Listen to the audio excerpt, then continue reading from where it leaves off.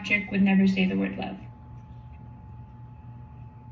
Patrick would never say the word love. So when he volunteers to read the poem for class that day, he does so only on the condition that he doesn't have to say that word. So he reads, and when he gets to that word, he pauses, looks at me, and waits for me to say it, love, before continuing.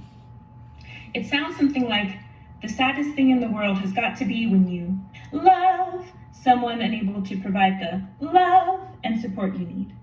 And I do it like this, dramatically shouting, perhaps to make my students laugh as I fill in the gaps. You see, Patrick, he's one of the most talented students I've ever had. He scores his pain beautifully on the page like he's constructing arias for operas with poetry. Patrick makes sense of things, his remembering, like his mother's drinking, her suicide attempts, driving off a cliff with him at her side. After all, what kind of mother would want to leave her child behind? In another piece, Patrick calls himself a bird without wings. After class, apologizes for always writing such sad things. But he can't help it, he says. The teacher in me tries to create reinforcing messages, like sometimes it's the sad things we need in order to write, to release, let go, break down, and cry. I tell him maybe try to incorporate music. I know it lifts me. His response, but Miss Tanaya, I don't think I can sing. I say, baby, it doesn't matter whether you're on or off key. It's about honoring and using your voice. His song of choice, Blackbird. The next day he riffs between verses, why you wanna fly, blackbird, you ain't ever gonna fly. And he hits every note. To the back of his throat, I can hear past anger turn into harmonious hope, and though he still won't speak it, Patrick sings it. Later he'll tell me there's a difference. Performing this piece inspires the quiet. The other girl who sits in the back of class raises her hand, says she also believes she is a flightless bird, but maybe she too can learn to rise with music. So she asks if she can share, no longer scared, she begins. Someday I'll wish upon a star and wake up where the clouds are far behind me.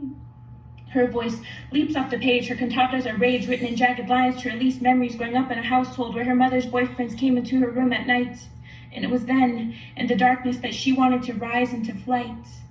Where troubles melt like lemon drops away above the chimney tops, that's where you'll find me. But they pulled off her wings. As the flower de-petaled, she goes on to tell us this continued from 3rd grade until just last year. We are in tears as she finishes. She rips up her paper, places pieces on her tongue like sacrament, thinking if she swallows the words, this simple act might save her. So I sit beside her, put a piece in my mouth too. I want her, them, the class to know that you don't have to eat your rage, pain, and sadness alone.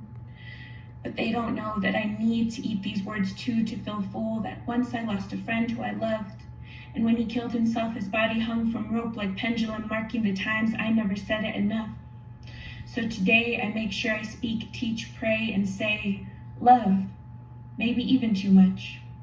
I'll play love on repeat, my love, my love, my love, my love, when my students write pieces weighted in grief.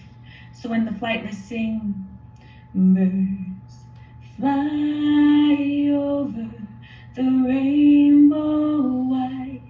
Then oh, why can't we share an experience? The class joins in, puts pieces in their mouths too. Together, we can dissolve the heaviest ink to turn words into notes to form chords and create a common chorus. Together, we can fill in the gaps for those who need help, not just saying, but believing in words like love.